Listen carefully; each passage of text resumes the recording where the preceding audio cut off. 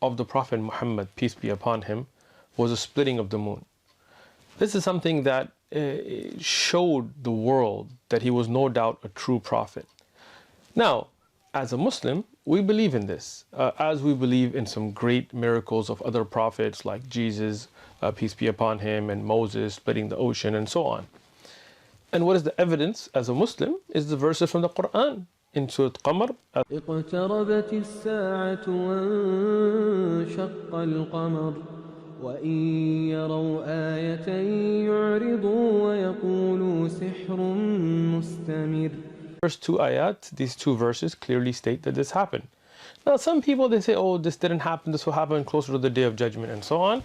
But that is incorrect. As you can see on your screen, the great scholar of Islam, Ibn Kathir, in his tafsir, in explanation, he wrote that this happened during the time of the Prophet Muhammad, peace be upon him, as has been mentioned in the Quran and also in ahadith mutawatira, in numerous narrations with authentic asanid that are sahiha, authentic chains of narrators, as has been authentically reported from Ibn Mas'ud, and he mentions the narration, and he says that this is something that has been agreed upon by the scholars of Islam, that the moon was split during the time of the Prophet Muhammad, peace be upon him, and this was from the great miracle of the Prophet Muhammad, peace be upon him.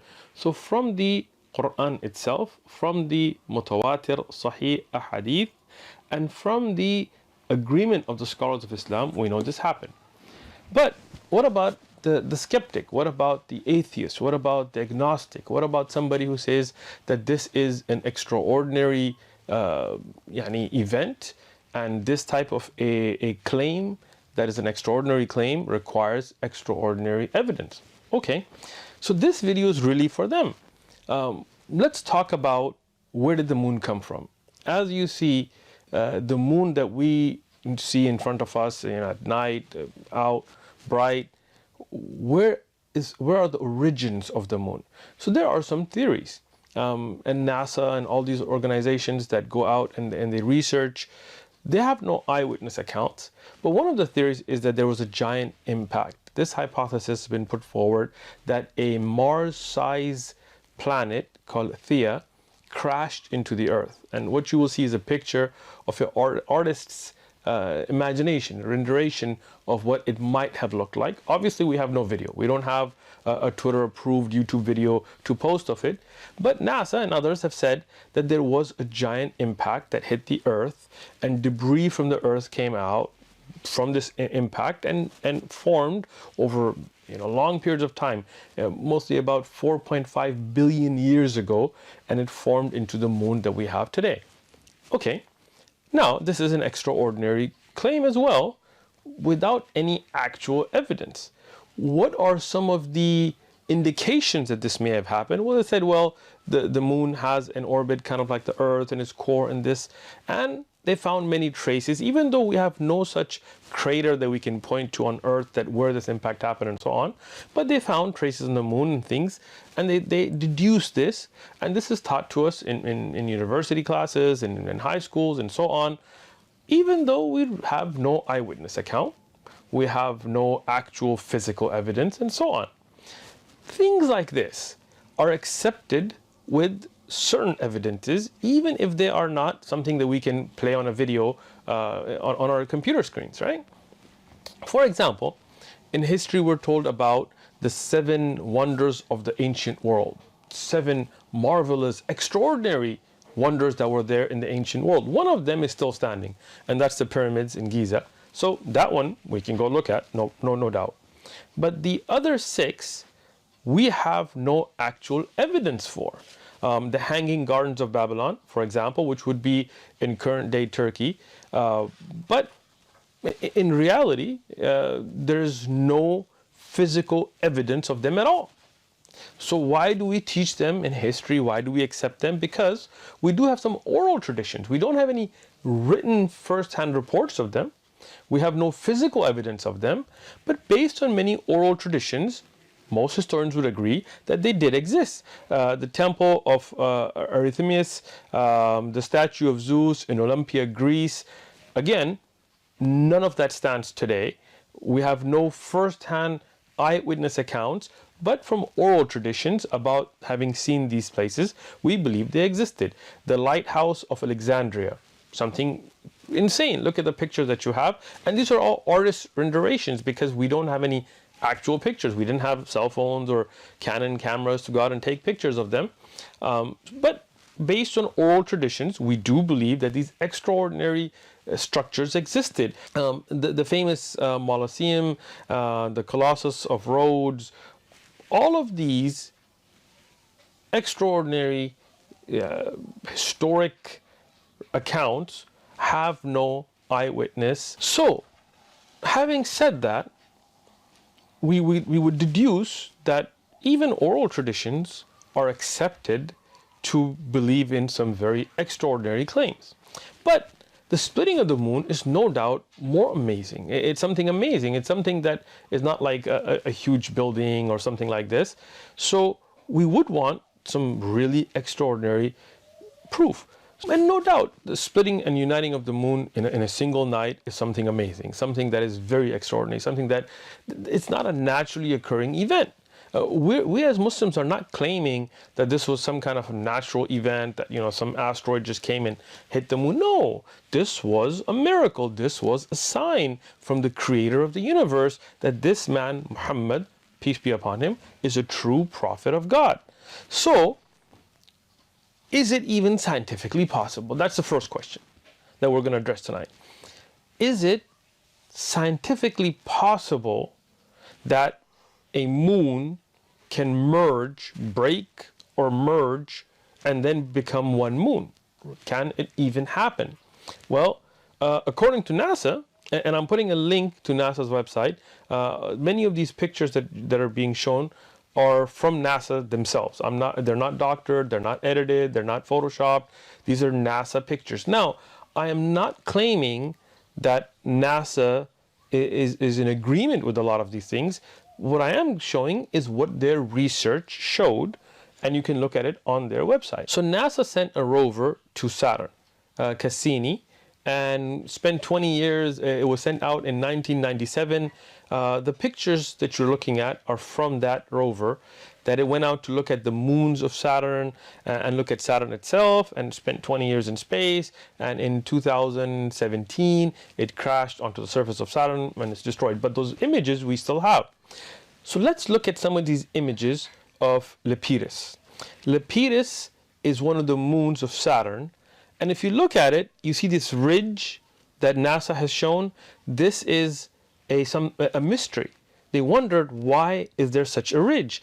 As you can see in the picture, that goes all the way across that moon. And why is it that the surface is so different on different sides?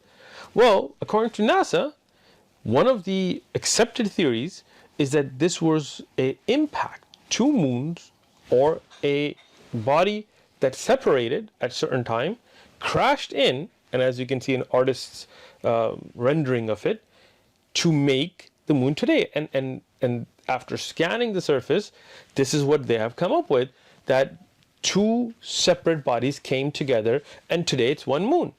So, can you say, is it possible? No doubt it's possible.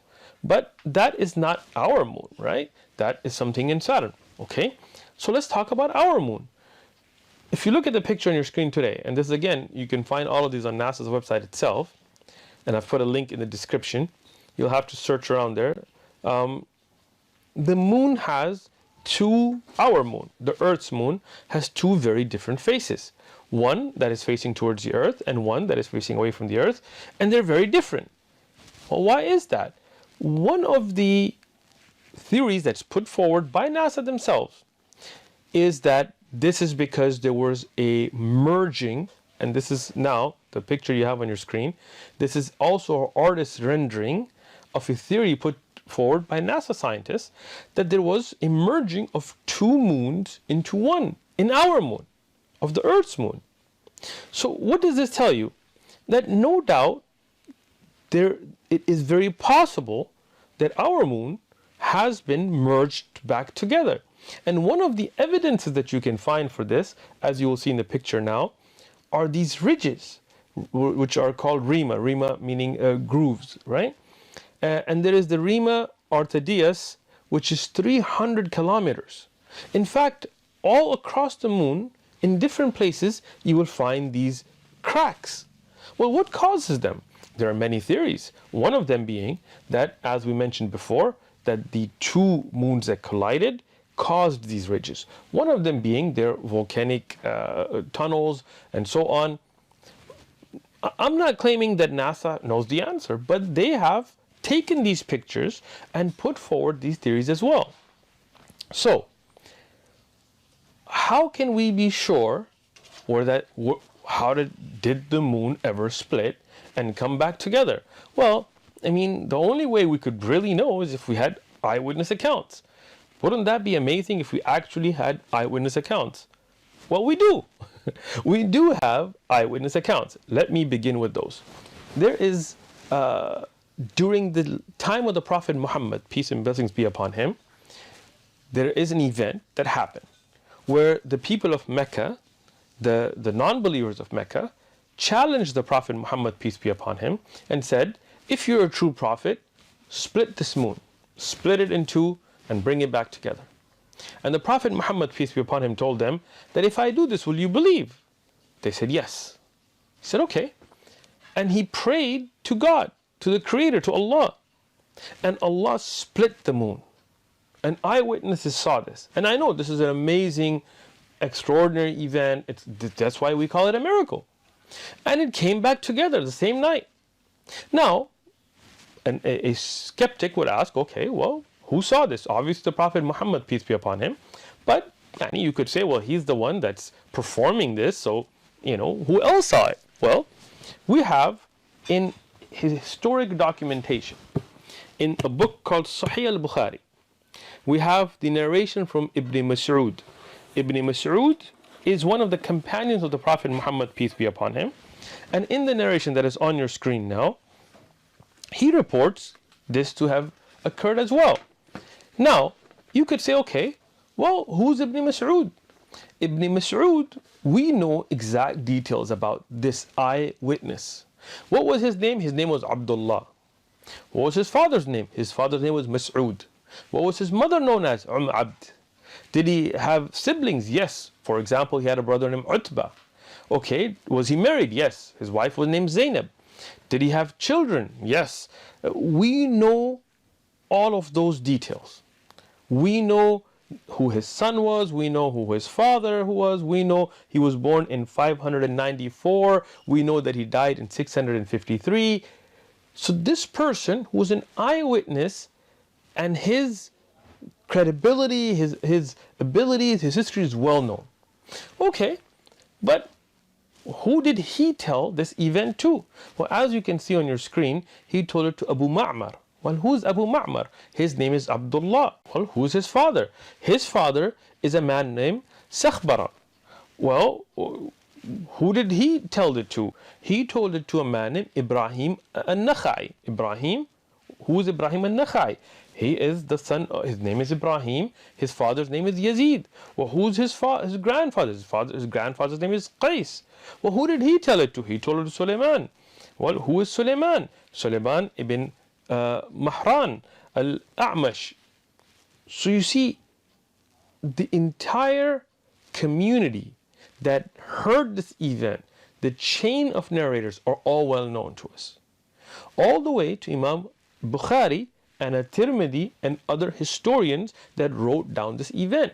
Not only do we know who those narrators are, we even know how reliable were they in their memorization, how trustworthy were they. We have their entire biography. Okay. Now, already we have more eyewitness accounts than for the hanging gardens of Babylon or the lighthouse of Alexandria, meaning that we actually know the person, we know their history, who physically saw it. So you could say that if such an extraordinary event happened, why is Abdullah ibn Mas'ud the only witness? Well, he's not. We have more eyewitnesses. Who are they? Let's name more. Jubair ibn Mut'im. Well, who was Jubair ibn Mut'im? He was somebody who was a companion of the Prophet Muhammad, peace be upon him, but he became a Muslim in 628 at the Treaty of Hudaybiyah. So that would mean that before the migration of the Prophet Muhammad, peace be upon him, from Mecca to Medina, which was around 622, he was a non-Muslim. So he was from Mecca, and as a non-Muslim, he witnessed this account, and he has an eyewitness account that is on your screen. Imam Ahmed in his Musnad, Imam Tirmidhi in his Jami', authentic narration, where he also says that I witnessed it, I saw that during the time of the Prophet Muhammad, peace be upon him, the moon split and came back together. So now you have another witness, and we have the same details about him and everybody that he reported to. Who was his father? It was Mut'im ibn Adi.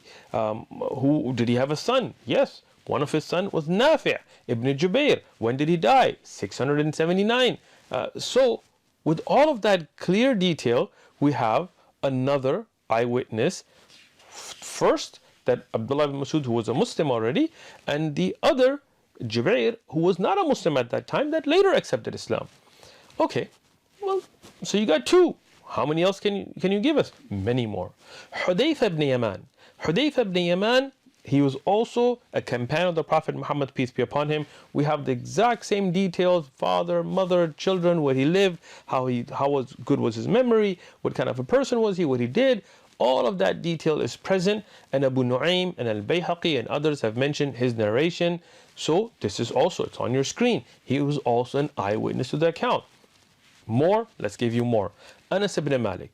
Anas ibn Malik, the interesting thing about him is he's born in 612 and he dies in 711. And he's from Medina.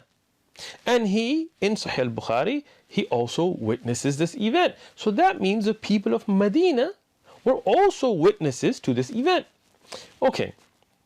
Abdullah ibn Abbas, also another witness, authentic. We have Abdullah ibn Umar, who was the son of Umar ibn Khattab, famous companion, also an authentic narration. Now, some of them, they are physical witnesses, and there are other companions who were too young, so they asked the people of Mecca who witnessed it and got the information from them. Many, many, many reports. We can go on. But a very important report from eyewitnesses is what's reported by Ibn Kathir in Bidayah wa Nihaya, in one of the famous books of Islamic history called Bidayah wa Nihaya. It is also reported by Abu Nu'aym, and it's also reported by Ibn Sayyid al-Nas. In this narration, it lists non-Muslims who were eyewitnesses. So we've already given you 6, 7 of the Muslims or those that became Muslim after this event that witnessed it. But now I'm going to give you of non-Muslims. Who were they? Walid ibn Mughira. We have his history as well. We have the famous Abu Jahl, whose actual name is Amr ibn Hisham. We have Al-As ibn Hisham. We have As ibn Wa'il. We have all of these people that were non-Muslims. Not just them. We have Al-Aswad ibn Abdul Yaghuth. Yaghuth was one of the idols, and his father was named as the slave of that idol. He was a non-Muslim. Al-Aswad here. Al-Aswad ibn Muttalib, Zam'a ibn al-Aswad, another ibn al-Harith. These 8 mushrikeen, polytheists that were there, they were the ones that challenged the Prophet Muhammad, peace be upon him, and said, if you are a true prophet, split this moon. They are witnesses in this narration that the moon split. Now, this is very important because these are opponents. These are enemies.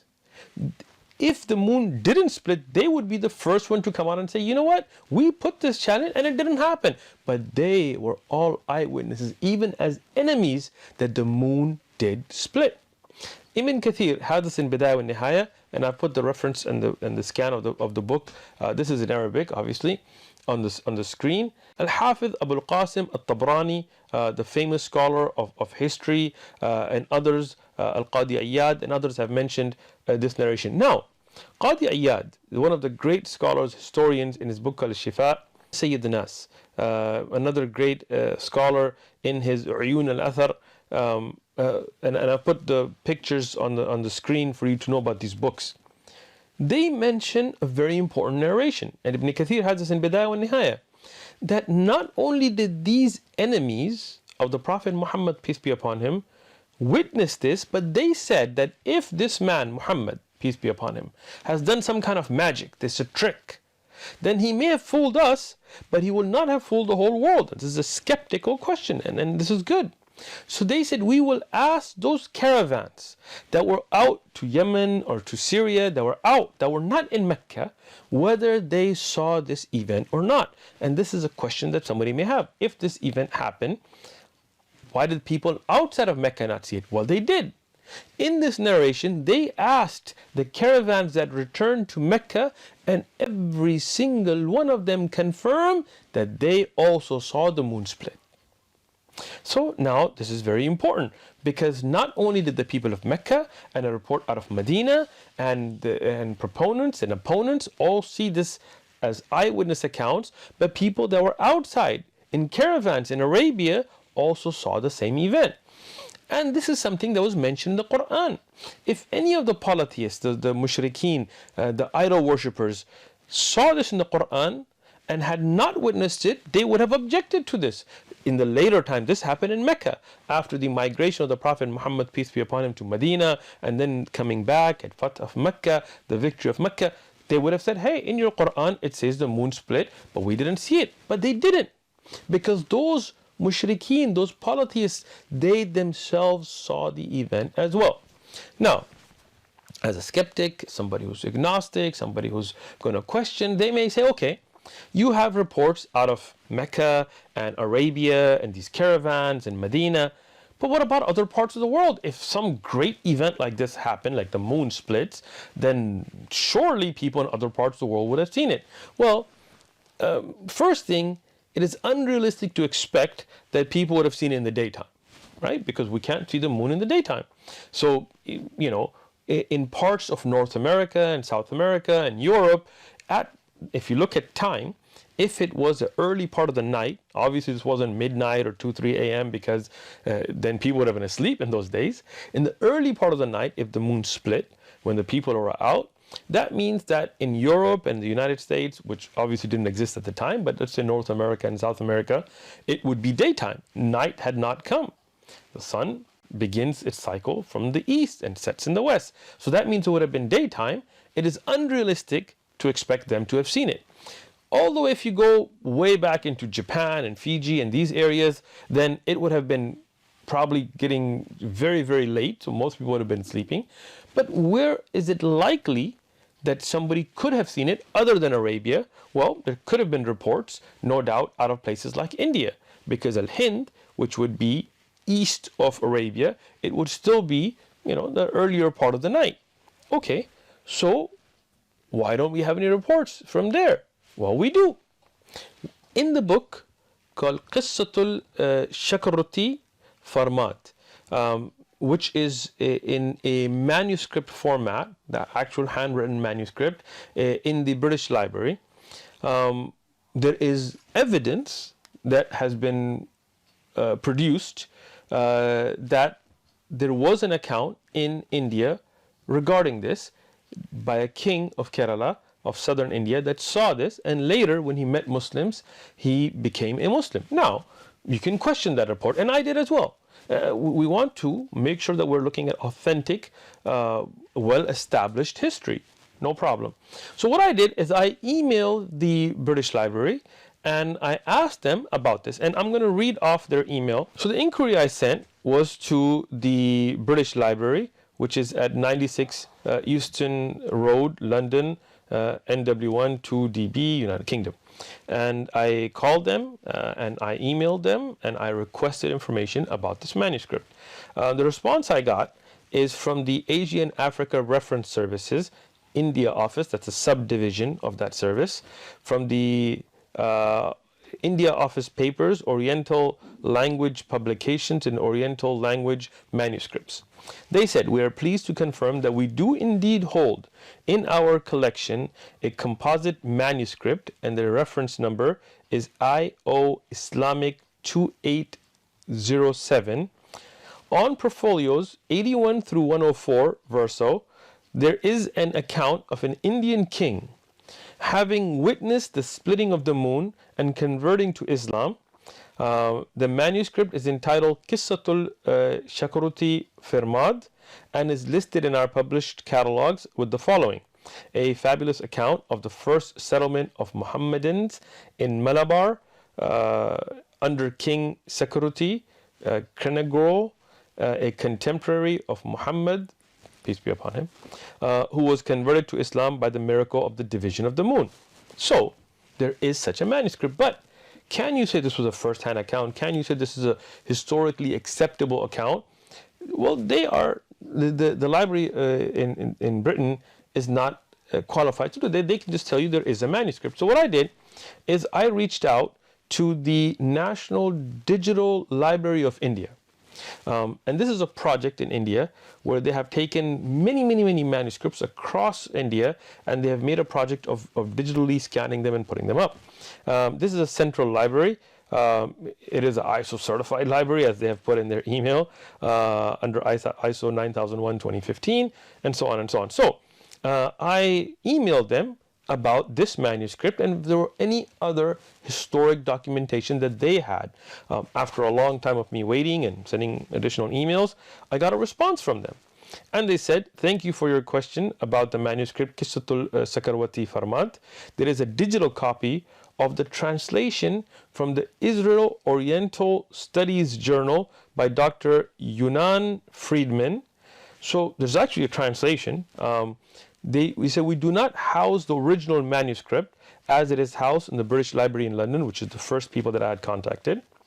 As for the record of a king named Shakarwati Farmas, also pronounced Farmad, and his observation of the splitting of the moon and later embracing Islam, then this is well documented in many manuscripts that are housed in the National Digital Library of India.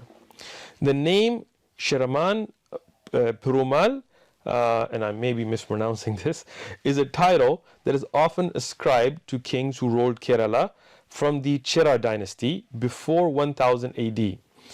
After 1000 AD, they were called Kula Shirokaras.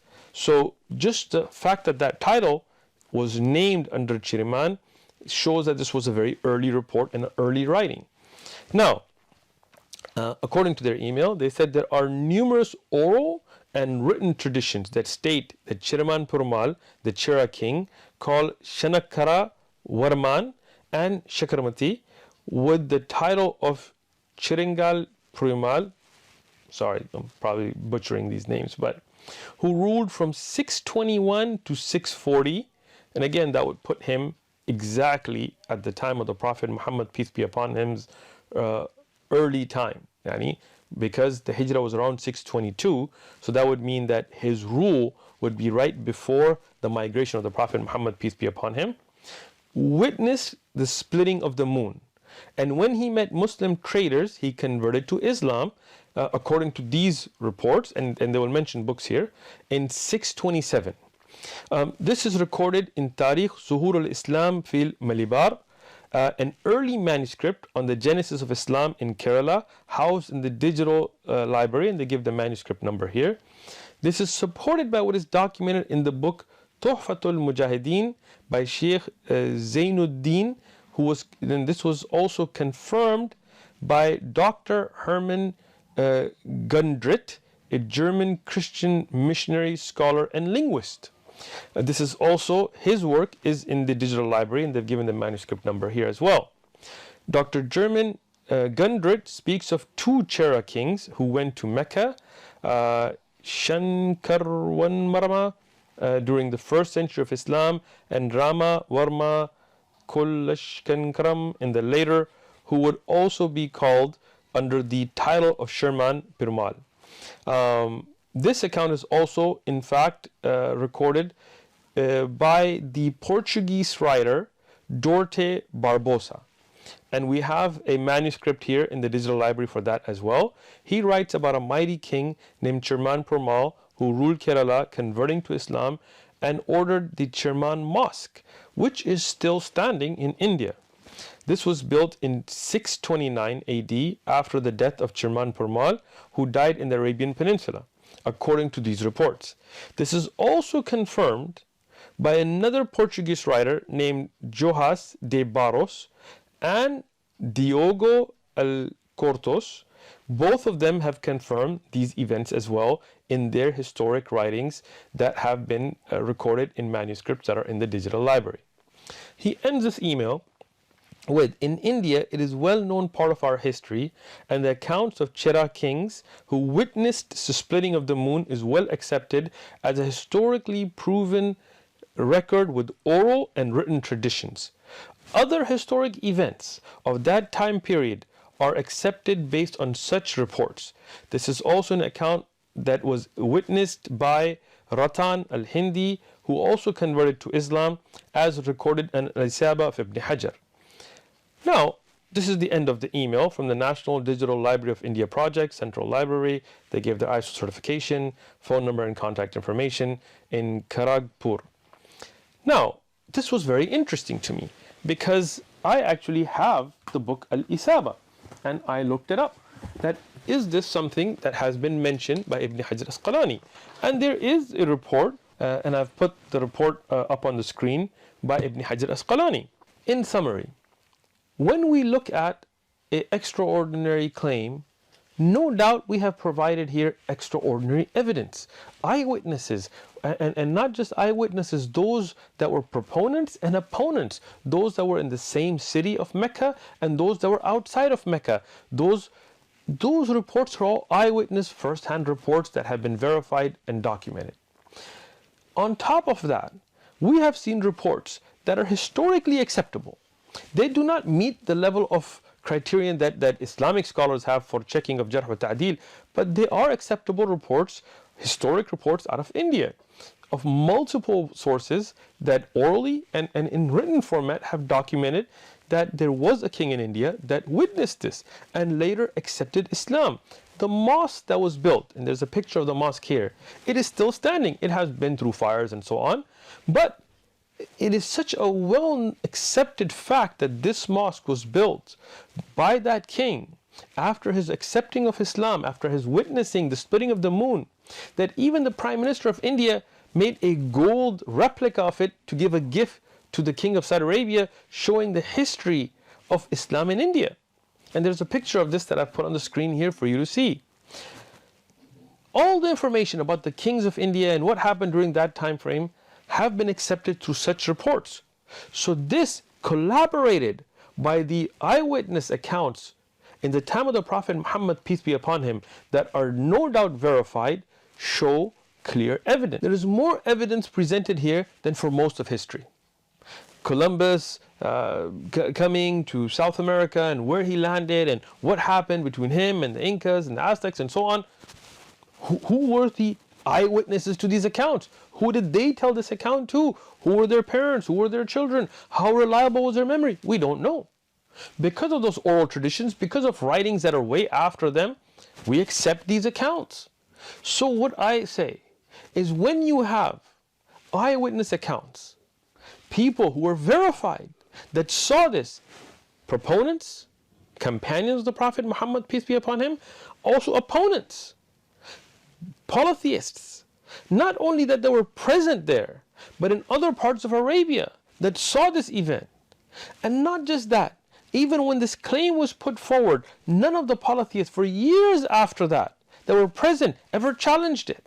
None of them said, when did the moon split? It's in your Quran, your Prophet said it, we didn't see it. No, they accepted that it happened, but they made excuses, it was magic, it was this or that, but they accepted it, that this miraculous event did happen. And collaborating evidence, historic evidence from India, as this non-Muslim historian, he's a Hindu, from India, has confirmed that this is accepted history through many manuscripts, many writings, oral traditions. When we have all of this together, then no doubt this was an event that occurred. And this was a miracle of the Prophet Muhammad, peace be upon him. And we encourage everybody who's a skeptic, everybody who wants to question, to go out and read more about the life of the Prophet Muhammad, peace be upon him. Because the greatest miracle of the Prophet Muhammad, peace be upon him, the Quran, is still with us. Take it, read it. The life of the Prophet Muhammad, peace be upon him, read about it. His other miracles, read about it. And let them be a guiding force